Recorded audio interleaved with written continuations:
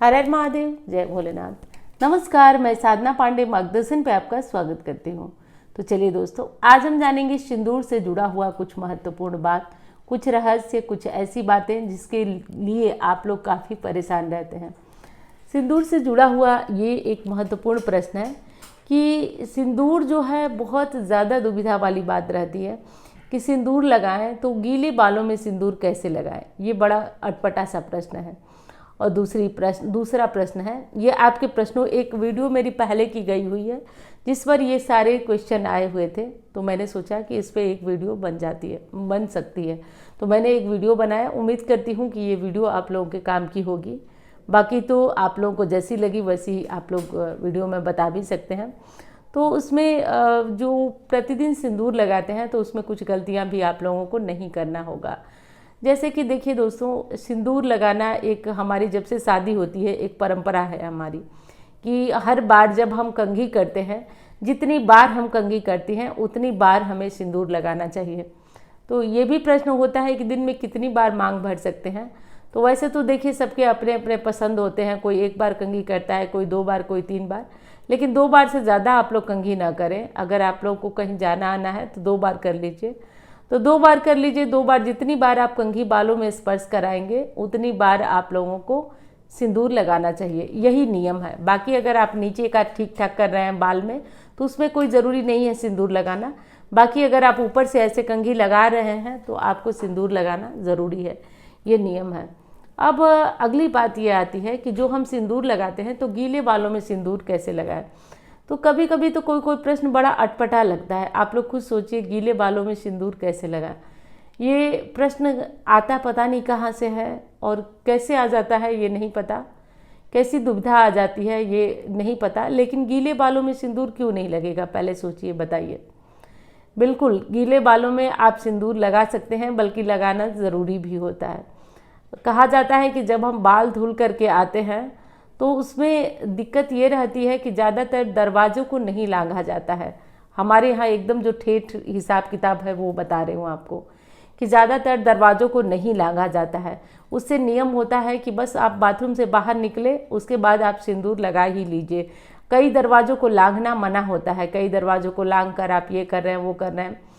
तो अब अगली चीज़ ये आती है, कई दरवाज़ों को तो बिल्कुल नहीं लांघा जाता है। इसीलिए कहा जाता है कि जब आप बाल धोकर सीधे बाथरूम से निकलें तो आप सिंदूर लगा लें।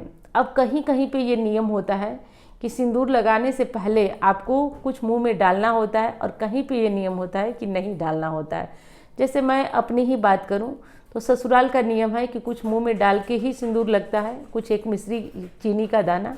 और अगर मायके की बात करूं तो वहाँ सबसे पहले नहा कर आते ही कोई मुंह में नहीं डाला जाता है, पहले सिंदूर लगाया जाता है।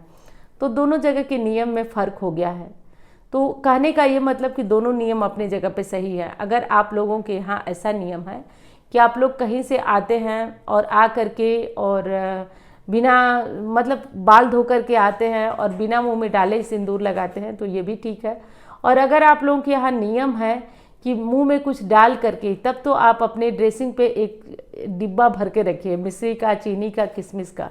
आप एक दाना मुंह में डालिए और डाल करके और तब आप सिंदूर लगाइए, लेकिन लगाइए ज़रूर। पूजा पाठ जो भी नियम धर्म आप करते हैं उससे पहले आपको सिंदूर लगाना ज़रूरी है। बिना सिंदूर लगाए आप पूजा पाठ या कुछ भी ऐसा नहीं कर सकते हैं। अब बहुत दुविधा, पता नहीं ये दुविधा कैसे हो जाती है, क्या हो जाता है कि दान करें पूजा में या व्रत में किसी में, तो दान करें तो सिंदूर लगाएं। अरे भाई, सबसे पहले नहाकर आप आते हैं तो सबसे पहले आपको सिंदूर ही लगाना है। सबसे पहले आपको सिंदूर लगाना है नहा करके और बाल धो करके। ये जो सिंदूर की बातें मैं अब तब से कह रही हूँ आपसे, वो बाल धोने का नियम है। अगर आप बाल नहीं धोते हैं और आप सिंदूर एक बार लगाए हुए हैं तो नहा के आके सिंदूर लगाने की बिल्कुल ज़रूरत नहीं है। आप बाल धो करके आती हैं तब का ये सब नियम है। तो जब आप नहा करके आते हैं, बाल धो करके आते हैं और आप कहीं भी आपको दान करना है, आपको कुछ भी करना है, तो सबसे पहले आप सिंदूर लगा लीजिए। वो प्रथम चीज़ है, आप लगा के ही दान करें, पूजा करें, कुछ भी करें, लेकिन आप सिंदूर लगा करके करें। और गीले बालों में तो बिल्कुल सिंदूर लगता है, कहीं किसी प्रकार का कोई दोष नहीं है। तो गीले बालों में भी सिंदूर लगाया जाता है। और आपको वीडियो पसंद आ रही है तो लाइक करिए, चैनल को सब्सक्राइब नहीं किया आपने तो ज़रूर कर लीजिए। अब अगला जो प्रश्न था आपका कि जो हमारे सिंदूरे का सिंदूर है वो पीले से गुलाबी हो गया है और गुलाबी होकर के वो लगाने योग्य नहीं बचा है।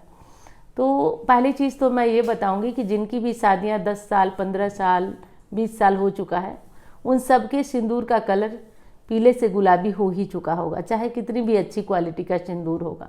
मेरी समझ में तो यही है। तो अब हम क्या करते हैं, उसको लगाने के लिए हमें क्या करना होता है कि उस सिंदूर को हम फिर से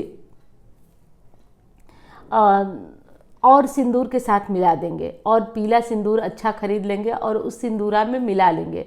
तो ऊपर ऊपर जो अच्छा वाला सिंदूर रहता है हम उसी को लगाते रहते हैं। तो इस तरीके से करके हम सिंदूरे के सिंदूर को भी बढ़िया वाला कलर वाला बना सकते हैं। और बाकी जो पिंक हो गया है वो नीचे पड़ा रहेगा। सिंदूरिया का सिंदूर कहीं भी व्यर्थ में इधर उधर फैलाया नहीं जाता है। अब कुछ लोगों के पास अपने जो सिंदूरा है वो सिंदूरा ख़राब हो गया है, उसमें घुन लग गया है किसी भी तरह से, तो देखिए इसको बदला तो नहीं जाता है। अगर ज़्यादा ख़राब हो गया है, ज़्यादा बेकार हो गया है, तो आप सिंदूरों को कहीं संभाल के रख सकते हैं। बाकी नया सिंदूरा तो नहीं लिया जाता है। आप जो जैसा भी सिंदूरा है आप उसको बांध के रखिए, संभाल के रखिए। हो सके तो आप पेंट वगैरह लगा दीजिए, धूप में सुखा दीजिए, लेकिन उसको खाली भी नहीं किया जाता है। सिंदूरों को खाली नहीं किया जाता है। सिंदूरों को खाली करना अपशगुन माना जाता है। तो जो सिंदूर भरा है उसी के साथ आप पेंट वगैरह जैसे भी हो सके तो आप उसको कर दीजिए। सिंदूरे को कभी भी खाली नहीं किया जाता है, बेकार नहीं रखा जाता है। हमेशा बांध करके और सुरक्षित स्थान पे ही सिंदूरे को रखा जाता है। तो इस विशेष बात, सिंदूर लगाते समय कुछ गलतियां होती हैं जो आपको नहीं करना होता है। जैसे कि सिंदूर कभी भी खड़े होकर के नहीं भरना चाहिए। हमेशा सिंदूर भरने से पहले आपको अपने सिर पे एक कपड़ा रख लेना है, दुपट्टा रख लेना है। उसके बाद आप कोशिश करें कि बैठ करके सिंदूर भरें।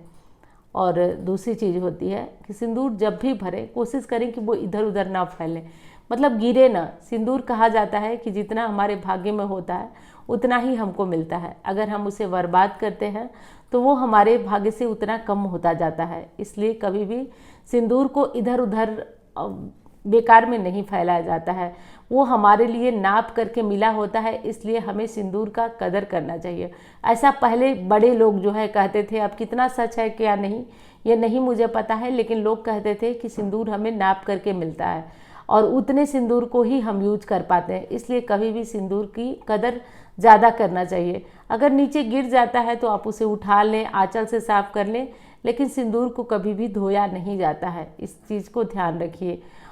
और उम्मीद करती हूँ कि सिंदूर से जुड़ी हुई ये जानकारी आपको पसंद आई होगी। तो चलिए अब मिलती हूँ आपसे अन्य वीडियो में। धन्यवाद।